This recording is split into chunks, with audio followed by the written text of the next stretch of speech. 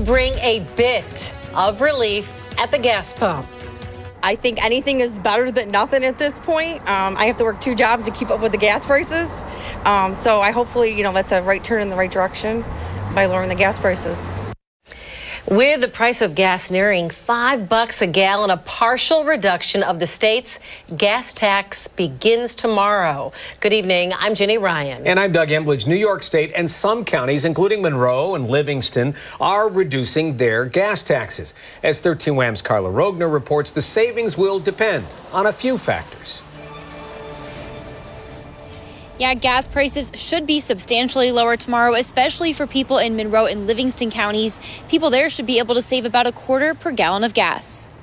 Just like the weather, gas prices have been heating up. Every time I go to the gas station, it's gone up at least 5-10 cents more. They have Richard Crane trading out his pickup for his motorcycle. Glad summer's here. I can ride this and get 3 or 4 times the gas mileage I was getting there. But the prices are expected to cool down as New York State's gas tax holiday takes effect. The state has slashed its tax in half, saving all New York drivers at least 16 cents at the pump. In addition to that, some counties are also capping their gas tax. In Monroe County, consumers will save about a total of 28 cents per gallon. In Livingston, 24 cents per gallon. AAA says it comes as gas prices hit a critical point for drivers. The last survey that we saw said that once gas prices hit $5 a gallon, that's when people really, 75% of the people on the road say that they will change their driving habits. 13 WHAM has learned gas station owners are instructed to pass down the savings to the consumer.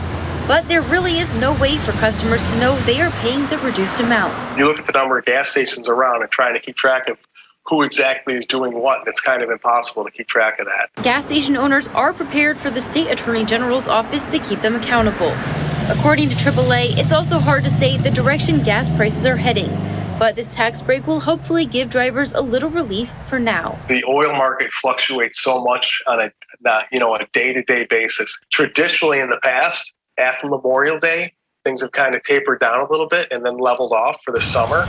But who knows what's going to happen this year? Everything's different.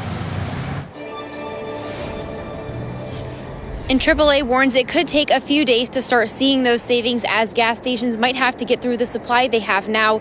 The tax savings from the state and the county are in effect tomorrow through the end of the year. When you have an ambulance coming. But ambulance services are short-staffed. And as Natalie Kutsko explains tonight, some admit they are struggling to respond to demand. Natalie? Well, Don, the pandemic has only made the staffing shortage worse. And while local ambulance companies are working to boost wages and improve recruiting efforts, they say their wait times, even for high priority calls, have gone up. Right now, the situation is much like a day after day multiple casualty incident. It's become the new norm for many first responders, adapting to a staffing shortage that's grown worse over time, one they're continuously working to improve. At AMR Rochester, operations manager Mark Philippi says their agency is down about 30 full-time employees. It seems like we are almost normalizing the fact that we are constantly in a state of busyness and making sure that we have got the right response to the situations that we have at hand. Ambulance services have also been overwhelmed with calls on an expanded variety of needs. People still use the ambulance for less than severe calls. The problem is that when someone calls 911, they need help, right? And they may be calling 911 because they don't know where to turn. So it's really becoming a function of EMS to not just provide care, but also help people navigate through the healthcare system and that initial entry. For CHS Healthcare, a slight relief in the summer when workers home from college help to fill in the gaps. Both AMR and CHS say it's a highly rare circumstance if a caller doesn't receive an ambulance at all, as they work to combat the shortage of staff. We talk about the fact that the hospitals are overwhelmed. We talk about the fact that the ambulance services have fewer staff members to answer those calls. That all contributes to these folks seeming like the ambulance is taking a while, but we're getting there as quickly and as efficiently and safely as we can. And the focus going forward lies on recruiting. Now, earlier this year, the Earn While You Learn program launched in Rochester. It's just been crucial in hiring new EMTs. Going forward, they'll continue to graduate classes locally. That's happening every other month. A proposed rate hike goes through. RG&E and NYSEG say that increase would amount to about $10 a month on average. And they say it's needed to replace aging infrastructure and make the transition to clean energy. Chase Howell spoke with one local customer who says she can't afford to have her utility bill go any higher. Chase? Julie Senzi, a mother of two, says it's scary seeing the rising costs of everything these days, from gas and groceries to her utility bill. She's worried that there's no relief in sight. Julie Senzi opened her RG&E statement for June and was shocked to see a nearly $2,000 bill. It's like, oh my God, how am I going to pay this?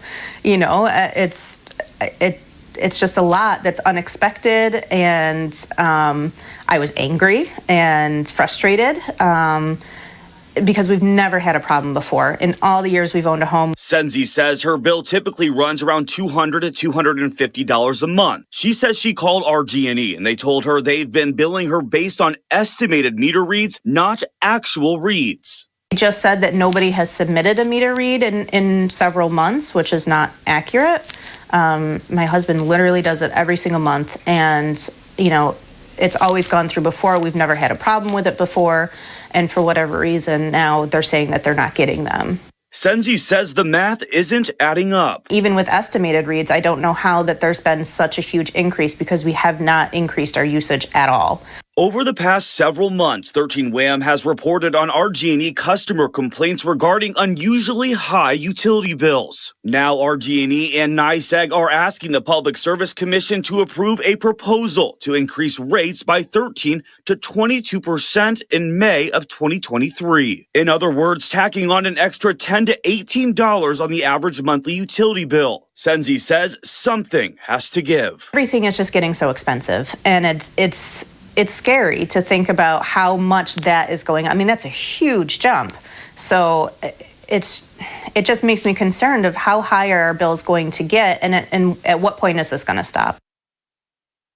We did ask RG&E for an interview about the proposed rate hike, and they declined to comment, but they did ask for Senzi's information so they could take a closer look at her bill. We'll follow up with Senzi in the days ahead to find out if she received any relief.